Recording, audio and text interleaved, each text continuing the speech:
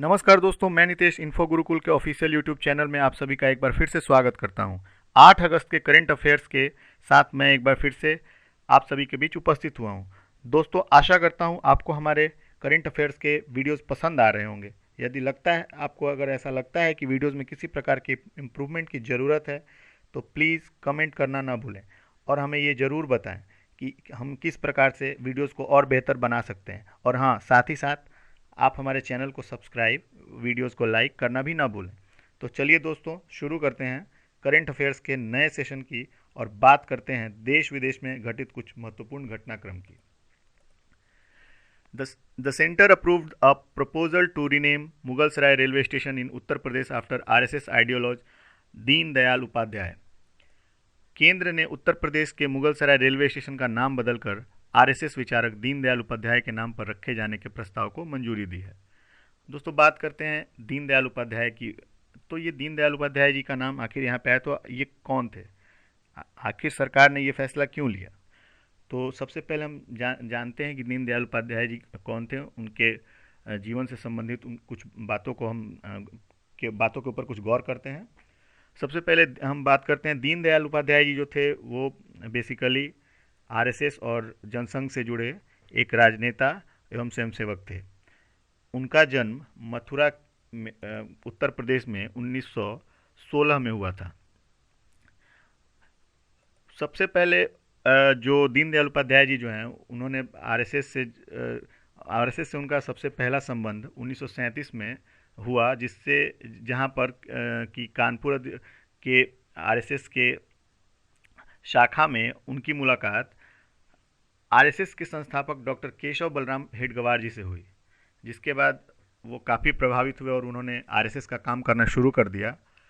धीरे धीरे वो संघ से काफ़ी अच्छी तरह से जुड़ गए और 1942 में उन्होंने पूर्णकालिक स्वयंसेवक यानी कि पूर्णकालिक कार्यकर्ता बनने की बात सोची और उन्होंने यह फैसला लिया। उसके बाद 1940 से उन्होंने एक पत्रिका और एक अखबार दोनों को शुरू किया, जो बेसिकली राष्ट्रधर्म और पांचजन के नाम से आज भी आरएसएस द्वारा प्रकाशित किए जाते हैं।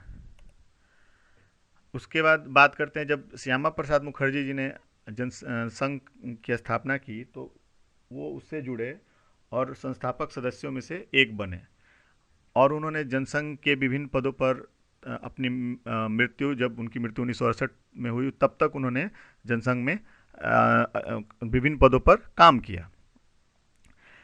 11 फरवरी 1968 को उत्तर प्रदेश के मुगल सराय में रहस्यमय परिस्थितियों में एक ट्रेन में यात्रा करते समय उनका निधन हो गया। अब बात आती है कि जो आज ये सरकार ने एक फैसला लिया है, आखिर क्यों लिया? तो यही वो वजह है जिसकी वजह से मुगल सराय रेलवे स्टेशन का नाम बदलकर उसका नाम पंडित दीनदयाल उपाध्याय जी के नाम पर रखने की बात कही गई है। ऐसा माना जाता है कि दीनदयाल उपाध्याय जी की जो मृत्यु हुई थी वो उनकी मृत्यु जो हुई थी वो किसी तरह से रहस्यमय परिस्थितियों में हुई थी। उसको कुछ लोग राजनीतिक षड्यंत्र भी मानते हैं। खैर, आगे बात करते हैं मुगल सराय से रिलेटेड कुछ फैक्ट्स की। तो दोस्तों, मैं आपको बताना चाहता हूँ मुगल सराय जो है वो एशिया का सबसे बड़ा रेलवे मार्शलिंग यार्ड है, यानी कि वहाँ पे जो फ्रेट कॉरिडोर की जो ट्रेनें यानी कि गुड्स ट्रेनें हैं वहाँ पे सामान को लोड और अनलोड किया जाता है।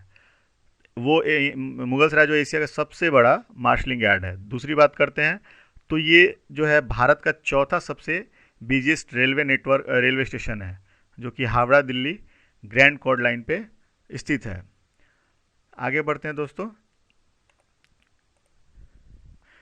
National handloom day is being observe today to encourage people to use handmade looms in the country. राष्ट्रीय हथकरघा दिवस हर साल 7 अगस्त को मनाया जाता है ताकि लोगों को देश में हस्तनिर्मित कपड़े का इस्तेमाल करने के लिए प्रोत्साहित किया जा सके। दोस्तों, बात करते हैं जो हैंडलूम है उससे रिलेटेड कुछ फैक्ट्स की। तो सबसे पहले हैंडलूम डे जो है मनाया जाता है, तो सबसे पहले मनाना शुरू किया गया इसे 7 अगस्त 2015 से, जब बीजेपी की सरकार बनी तो नरेंद्र मोदी जी ने 7 अगस्त 2015 से हैंडलूम डे मनाने की घोषणा की। बात आती है कि 7 अगस्त को ही जो ये तारीख थी, इसे क्यों चुना गया हैंडलूम डे मनाने के लिए। तो आपको इसके लिए इतिहास के पन्नों में कुछ सालों पहले जाना पड़ेगा। दोस्तों, जो आप जिनमें से आप लोगों में से जो एसएससी वगैरह की तैयारी कर रहे होंगे, उन्होंने ये शायद पढ़ा होगा। 1905 में अंग्रेजों ने बंगाल का विभाजन किया था। तो बंगाल के विभाजन के विरोध में भारतीय राजनेताओं ने अलग अलग तरीके से अपना विरोध प्रदर्शन दर्ज करना शुरू किया। तो महात्मा गांधी ने जो अपना एक आंदोलन खड़ा किया, उस आंदोलन को उन्होंने नाम दिया स्वदेशी आंदोलन। तो उसी स्वदेशी आंदोलन के वजह से मतलब उस स्वदेशी आंदोलन में बेसिकली उसका उद्देश्य ये था कि जो भी विदेशी प्रोडक्ट है, जो अंग्रेजों के द्वारा बनाया गया प्रोडक्ट है, उसको लोग अस्वीकार करेंगे, उसको इस्तेमाल नहीं करेंगे। और जो भारत में जो क्या कहते हैं, चरखे से बना हुआ यानी कि सूत से बना हुआ जो कपड़ा होगा, तैयार किया जाएगा, उसको लोग इस्तेमाल करेंगे। मतलब इससे उनको लगा कि इससे दो फायदे हो सकते हैं। एक तो हमारे यहाँ का जो कुटीर उद्योग है उसको थोड़ा बल मिलेगा, और जो हमारी बेरोजगारी है, उस टाइम में जो स्थिति खराब चल रही थी घरेलू कुटीर उद्योगों की, कपड़ा उद्योगों की, तो इससे शायद इसमें कुछ सुधार आएगा। और दूसरी बात उनके दिमाग में ये थी कि इससे अंग्रेज़ों के ऊपर थोड़ा ये भी जोर पड़ेगा कि वो अपने जो उन्होंने जो फैसला लिया है बंगाल विभाजन का, वो उसको रद्द करें। इसका उन्होंने शांतिपूर्ण तरीके से इस आंदोलन को उन्होंने शुरू किया था। तो दोस्तों, बात करते हैं इसी 1905 के स्वदेशी आंदोलन को 7 अगस्त को जो शुरू किया गया था, उसी के याद में श्री नरेंद्र मोदी जी ने जो हैंडलूम डे मनाने की घोषणा की। आगे बढ़ते हैं अगले फैक्ट्स की ओर, अगले क्वेश्चन की ओर। S. Aparna, an IAS officer from Gujarat cadre, has been appointed as Executive Director, World Bank, to represent the constituency of India, Bangladesh, Bhutan and Sri Lanka for 3 years. Gujarat cadre की IAS अधिकारी S Aparna को 3 साल तक भारत, बांग्लादेश, भूटान और श्रीलंका के निर्वाचन क्षेत्र का प्रतिनिधित्व करने के लिए कार्यकारी निदेशक विश्व बैंक नियुक्त किया गया है। अब बात करते हैं एस अपर्णा कौन है। तो जैसा कि क्वेश्चन में ही बताया गया है, एस अपर्णा जो है बेसिकली वो गुजरात कैडर की 1988 बैच की एक ऑफिसर हैं, आईएएस ऑफिसर हैं, जो कि अभी फ़िलहाल प्रिंसिपल सेक्रेटरी थी, यानी कि प्रमुख सचिव थी गुजरात में। वहाँ के जो चीफ मिनिस्टर हैं मिनिस्टर जो हैं मिस्टर विजय रूपानी, उनकी वो चीफ सेक्रेटरी थी अभी। तो अब वो जो वहाँ पे जा रही हैं मतलब क्या कहते हैं वर्ल्ड बैंक में, तो वो किसको रिप्लेस करेंगी?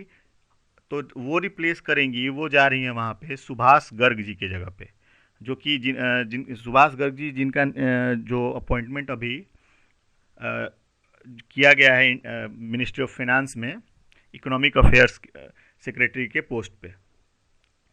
आगे बढ़ते हैं, अब इसमें वर्ल्ड बैंक से रिलेटेड कुछ फैक्ट्स की बात कर लेते हैं। तो वर्ल्ड बैंक जो है उसका हेडक्वार्टर जो है वाशिंगटन डीसी, यूनाइटेड स्टेट्स में है। इसकी स्थापना 1944 में की गई, और इसके फाउंडर जो हैं वो जो हैं बेसिकली जॉन मेनार्ड कीन्स हैं और हैरी डेक्स्टर वाइट हैं।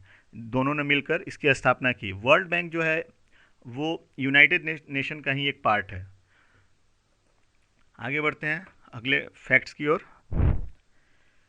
Union home ministry passed an order to merge the 3-decade-old national crime record bureau NCRB with bureau of police research and development.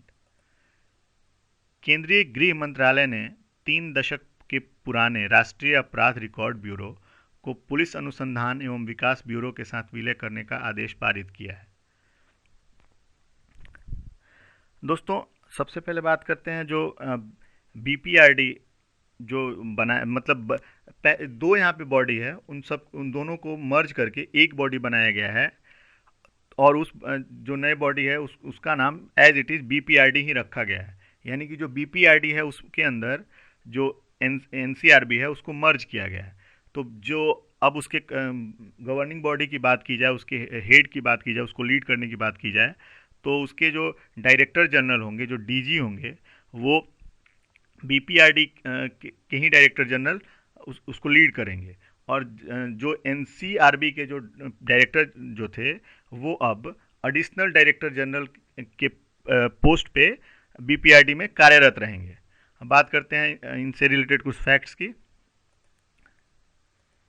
तो जो एनसीआरबी है वो जो है 1986 में इसको बनाया गया था, जिसका मेन उद्देश्य जो था, जिसका मेन मोटो जो था, वो था कि राज्यों के अंदर जो अपराध हो रहे हैं उन पे निगरानी करना, उनके डेटा को विभिन्न स्तरों पे परखना, समझना।